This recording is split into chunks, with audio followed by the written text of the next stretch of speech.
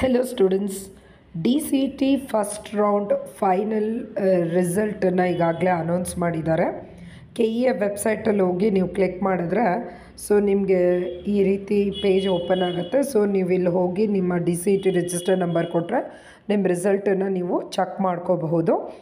ಅದಾದಮೇಲೆ ಸ್ವಲ್ಪ ವೆಯ್ಟ್ ಮಾಡಿದ್ಮೇಲೆ ನೆಕ್ಸ್ಟು ನಿಮಗೆ ಅಲಾಟ್ ಆಗಿರೋ ಕಾಲೇಜಸ್ಸು ಲೈಕ್ ಆಗಿದ್ದರೆ ಚಾಯ್ಸ್ 1 ಹೋಗಿ, ಹೋಲ್ಡಲ್ಲಿಡೋ ಹಾಗಿದ್ರೆ ಚಾಯ್ಸ್ 2 ಹೋಗಿ, ಆಗಿರೋ ಕಾಲೇಜಸ್ನ ನೀವು ಕ್ಯಾನ್ಸಲ್ ಮಾಡಿಕೊಂಡು ಮತ್ತೆ ಹೊಸದಾಗಿ ಆಪ್ಷನ್ ಎಂಟ್ರಿನ ಹೋಗಬೇಕು ಅಂದರೆ ನಿಮಗೆ ಸರೆಂಡರ್ ಸೀಟು ಅಥವಾ ಹೊಸ ಸೀಟ್ ಮೆಟ್ರಿಕ್ಸ್ನ ರಿಲೀಸ್ ಮಾಡ್ತಾರೆ. ಬೇಸ್ಡ್ ಆನ್ ದಟ್ ನೀವು ಮತ್ತೆ ಆಪ್ಷನ್ ಎಂಟ್ರಿನ ಮಾಡಿಕೊಂಡು ಸೆಕೆಂಡ್ ರೌಂಡ್ಗೆ ಅಪಿಯರ್ ಆಗ್ತೀನಿ ಅಂದರೆ ಚಾಯ್ಸ್ 3 ಕ್ಲಿಕ್ ಮಾಡಿ.